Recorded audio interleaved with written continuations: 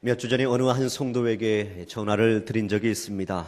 그분은 지금 암 투병을 하고 계시는데 작년 연말과 몇 주 전 두 번에 걸쳐서 큰 액수의 11조 헌금을 드렸기 때문입니다. 저는 어느 정도 그 가정의 형편을 알고 있었기 때문에 암 투병 중에 그 정도 액수의 헌금을 드린다라고 하는 것은 무슨 특별한 이유가 있지 않을까 그런 생각이 들어서 그 가정에 전화를 드렸던 것입니다. 전화 통화 결과 역시 제 예상이 틀리지 않았습니다.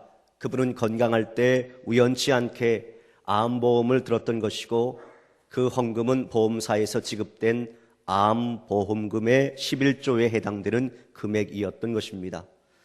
저는 그분에게 이런 말씀을 드렸습니다. 성도님, 아마도 성도님은 이 암보험금을 받고 싶지 않았을 것입니다. 누가 암보험금을 받기를 기대하면서 암보험을 들겠습니까? 그러나 원치 않는 고난으로 암보험금을 받았지만 그것을 가지고 헌금을 드린 성도님의 마음을 우리 하나님께서는 이미 다 헤아려 주셨을 것입니다. 저는 우리 하나님께서 우리 성도님의 모든 질고를 깨끗이 치료해 주실 것이라고 믿습니다. 성도님 힘을 내십시오. 저는 그러한 기도를 드렸습니다. 그렇게 그분과 전화 통화를 하고는 그 성도를 위해서 기도할 때에 야베스의 기도가 생각이 났습니다. 주께서 내게 복을 주시려거든 나의 지역을 넓히시고 주의 손으로 나를 도우사 나로 환난을 벗어나 내게 근심이 없게 하옵소서 하였더니 하나님이 그가 구하는 것을 허락하셨더라. 그런데 이 기도는 이미 야베스의 기도라고 하는 책으로 세간에 많이 알려졌기 때문에 그 내용을 아는 분들이 있으실 것입니다. 이 야베스의 기도는 원래 달라스 신학교 교목으로 계신 리차드 흉이라고 하는 목사님의 설교에서 시작이 되어졌습니다. 그분이 오늘 읽은 본문을 가지고 달라스 신학교에서 설교를 하셨습니다. 그리고 그 설교를 듣던 학생 가운데 한 명인 브루스 윌킨슨이라고 하는 학생이 그 설교 내용을 듣고 너무나도 은혜를 받게 됩니다. 그는 그 말씀을 신학교 다니는 기간 내내 간직하였고 그 내용에 따라 기도도 하였고 훗날 신학교 졸업한 다음에 그 말씀을 의지해서 사역을 하게 됩니다. 그리고 나중에 야베스의 기도라고 하는 책을 내게 됩니다. 미국에서는 출간 1년 만에 500만 부가 팔린 책이고 우리나라에서도 단 7개월 만에 68판을 찍어낸 책입니다. 무엇이 사람들의 마음을 사로잡았는가 살펴보았더니 이 책의 부제가 이렇게 되어 있습니다. 내 삶을 기적으로 채우는 기도의 원리. 이 부제가 사람들의 마음을 사로잡은 것 같습니다. 게다가 본문의 주인공 야베스가 등장하는 시대적 배경이 오늘날 이 시대를 살아가는 우리들에게 어떤 동질감을 느끼게 하고 우리 모두에게 꿈을 주는 내용이기 때문에 우리 성도들의 마음을 사로잡은 것 같습니다. 이 야베스는 사람의 이름입니다. 처음 듣는 분도 계실 터인데 성경에서 딱 한 번 등장합니다. 바로 오늘 성경 본문 말씀에만 기록되어져 있습니다. 그런데 왜 성경에 한 번밖에 등장하지 않는 이 야베스라고 하는 낯선 이름이 그토록 세계의 많은 사람들에게 주목을 받고 있는 것인가? 그 이유는 그가 했던 짤막한 한 구절의 기도 때문입니다. 읽어보신 분들은 아시겠지만 여러분 역대상 1장에서 9장까지 사실 성경을 읽는 사람으로 하여금 많은 인내를 요구하는 장들입니다.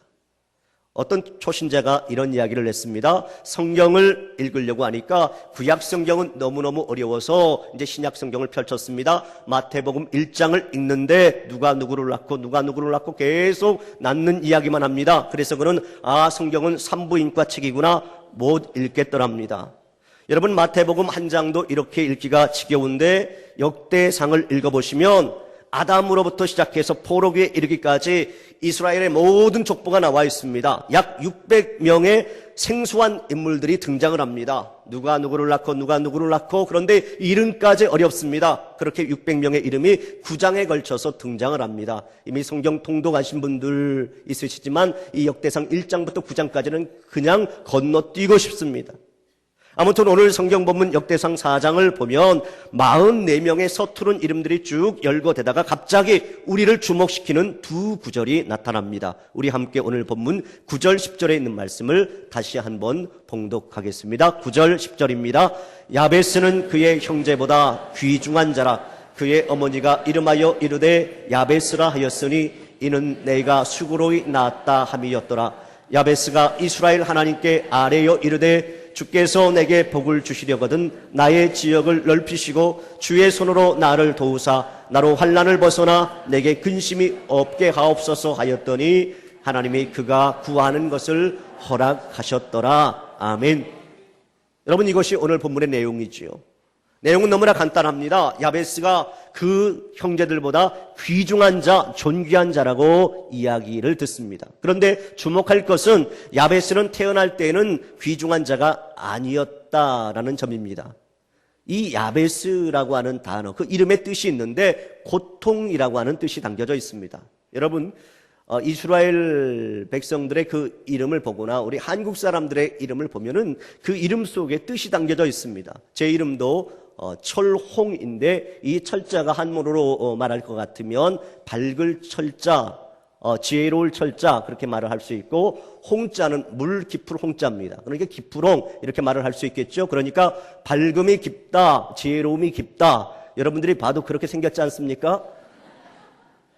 그런데 만약 제 이름을 저희 아버지께서 민고통 이렇게 지어주었다라고 한다면 여러분 참 은혜롭지 못할 것입니다.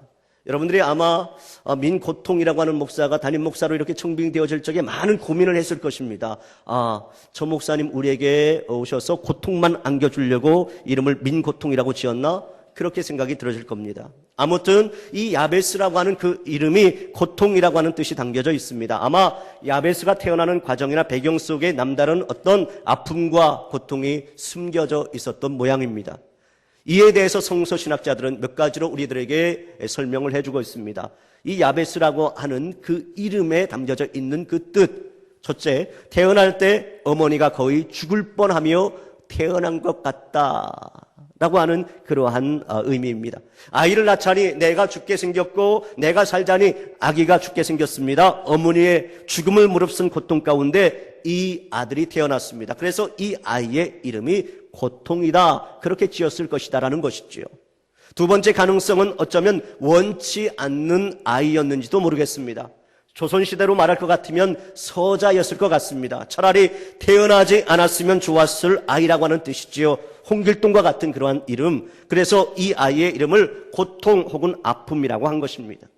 셋째로 야베스가 태어날 무렵 아버지가 죽었거나 아니면 전쟁 등으로 집안에 커다란 고난이 왔을 수도 있겠다라는 것입니다.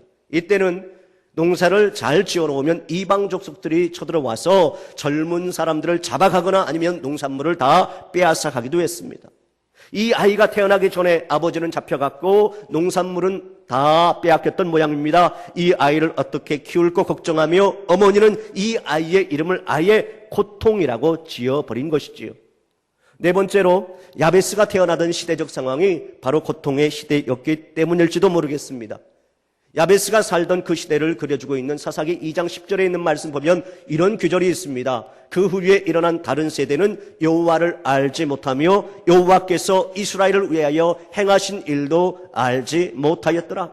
하나님의 이름조차 알지 못했던 영적인 열악한 환경, 하나님 앞에 감사하지 못했던 참으로 어려운 한 시대에 이 아이가 태어났기 때문에 고통이다 이렇게 이름을 지었을는지도 모르겠습니다. 아무튼 그의 어린 시절이 얼마나 불행하고 고통스러웠던지 그의 부모는 그의 이름을 고통이라고 지어주었습니다. 그런데 놀라운 일이 생겼습니다. 이 사람의 인생이 바뀌었다 그렇게 성경은 이야기하고 있습니다. 그는 자기의 이름과 어린 시절을 다 뒤로하고 결국에는 하나님께서 그를 높이 드셔서 귀중한 자, 존귀한 자가 되었다고 말씀하고 있습니다. 그 어떤 형제보다도 그 어떤 아름다운 이름을 가진 사람보다 더 존귀한 자가 되었다고 성경은 증언해 주고 있습니다. 여러분, 그 이유는 그가 일생 동안 드린 참으로 짤막한 기도 때문이었습니다. 그는 입을 열어서 하나님께 기도하곤 했습니다. 하나님 아버지, 나로 말미암아 우리 집에 고통이 왔다고 사람들이 이야기를 합니다. 그래서 내 이름을 고통이라고 지었고 저는 어린 시절 참으로 불행한 시절을 보냈습니다. 그러나 하나님 아버지, 제가 이렇게 기도합니다. 앞으로 하나님께서 나에게 복을 주셔서 내가 고통이라고 하는 그 이름처럼 사는 것이 아니라 정말 내 이름이 축복으로 바뀌어질 수 있도록 인도해 주옵소서. 그렇게 하나님 앞에 입을 열어 기도했을 때 그는 운명이 바뀌어 존귀한 자가 되었다. 그렇게 성경은 말씀하고 있습니다. 사랑하는 여러분, 그렇다면 하나님께서 야베스의 이야기만을 알려주기 위해서 이 말씀을 성경책에 기록했겠습니까? 만일 그렇다면 하나님은 그 이야기를 여기 성경에 기록할 필요가 없었을 것입니다. 기도로 말미암아 우리의 운명이 바뀌어짐이 야베스에게만 해당되는 것이 아니고 오늘 하나님의 백성인 저와 여러분들에게도 우리가 기도하기만 하면, 오늘 이 내용으로 입을 열어서 아버지 하나님 앞에 간구하기만 하면 우리의 인생과 우리의 운명도 바뀌어질 수 있기 때문에 하나님께서 이 말씀을 바로 이곳 성경에 기록해 놓으신 줄로 믿습니다. 사랑하는 여러분, 오늘 여러분 중에 지금 처해 있는 환경 때문에 좌절 가운데 있는 분은 없습니까? 아무에게도 도움을 받을 수가 없고 기댈 수도 없이 혼자서 자기의 고통을 스스로 짊어지고 나아가야 되는 분들은 없습니까? 아무리 내가 노력을 해도 나의 삶에는 특별한 변화도 없을 것이라고 스스로 포기하고 있는 분은 없습니까? 자기의 운명을 바꾼 야베스의 기도, 하나님께서 응답하신 그 기도, 그의 기도를 들으시고 운명을 바꾸어 주신 그 동일하신 하나님은 바로 여러분들이 드리는 기도에도 응답하시는 분이신 줄로 믿으시기 바랍니다. 그렇다면 여러분, 야베스가 과연 어떠한 기도를 드렸습니까? 우리가 어떠한 기도를 드려야 되겠습니까? 첫째로 야베스는 주께서 내게 복의 복을 더하사, 그러한 기도를 드렸습니다. 여러분, 히브리어에는 최상급이 없습니다. 우리말에는 좋다, 더 좋다, 정말 좋다, 어떤 때는 억수로 좋다, 그렇게 말하기도 합니다. 영어 우리가 중학교 배울 때 그런 말을 배우지 않습니까? good, better, best. 뭡니까? 비교급, 최상급, 그것에 대해서 배웠지요. 그러나 히브리어에는 그러한 최상급의 단어가 없기 때문에 최상급의 표현을 복의 복을 더하사 그렇게 말한 것입니다. 여러분, 이 복의 복을 더하사라고 하는 그 기도는 이 야베스가 이렇게 기도한 것입니다. 하나님, 내가 조금 복 받기를 원하는 것이 아닙니다. 하나님께서 나에게 복을 주시되 정말 많이 복 주세요. 하늘에 가득한 모든 복을 나에게 충만히 내려주세요. 그는 그의 평생에 걸쳐서 바로 그러한 기도를 드린 것입니다. 그리고 마침내 하나님께서는 그에게 복을 내려주었습니다. 여러분, 그런데 이 야베스의 기도를 비판하는 신학자들도 물론 있습니다. 특히 브루스 윌킨슨이 쓴 야베스의 기도, 그 책에 대해서는 역대기에서의 역사적 상황을 제대로 이해하지 못한 기복신앙의 대표적인 책이다, 그렇게 지적하는 분도 있습니다. 물론 그렇게 지적하는 말이 틀린 말은 아닐 것입니다. 기독교가 자신들만이 복받고 또 잘 살고 평안히 살기 위해서 하나님의 축복을 구한다는 것은 분명히 잘못된 것이고 또 경계해야 될 일이라고 생각이 되어집니다. 여러분, 그러나 우리가 이것을 너무 경계하고 조심한 나머지 기독교에 담겨져 있는 중요한 의미를 한꺼번에 잘못 이해한다라고 하는 것은 바람직한 것은 아니라고 생각을 합니다. 성경에 나타난 하나님의 이름과 성품을 살펴보면은 하나님은 복을 주시는 분이다라고 하는 것을 부인할 수가 없습니다. 그리고 당신의 자녀들을 축복하셔서 풍성하고 생명력 있게 살기를 원하시는 분이라고 하는 사실을 발견할 수 있습니다. 잠언서 10장 22절에 있는 말씀 보면 여호와께서 복을 주심으로 사람으로 부하게 하시고 근심을 겸하여 주지 아니하시느니라, 그렇게 말씀하고 있습니다. 여러분, 야베스가 자신에게 하나님께서 복을 달라고 구하는 것이 해서는 안 되는 기도이며 잘못된 간구라고 말할 수 있습니까? 여러분, 아닙니다. 그렇지 않습니다. 오히려 야베스처럼 하나님께서 나를 축복하시지 않으시면 고통과 괴로움 그리고 가난과 질병으로 인하여 나는 죽을 수도 있고 하나님께서 주신 삶을 살아갈 수 없는 그런 연약한 존재입니다. 하나님, 내가 물질 때문에, 내가 고난 때문에 주님을 부인할지도 모르겠습니다. 그러니 주님, 나를 축복하여 주옵소서. 저는 약한 존재입니다. 내 인생 이렇게 살고 싶지 않습니다. 나를 축복하셔서 풍성하게 살아갈 수 있도록 나를 인도하여 주옵소서. 여러분, 그렇게 기도하는 것이 더 솔직한 기도다라는 것이지요.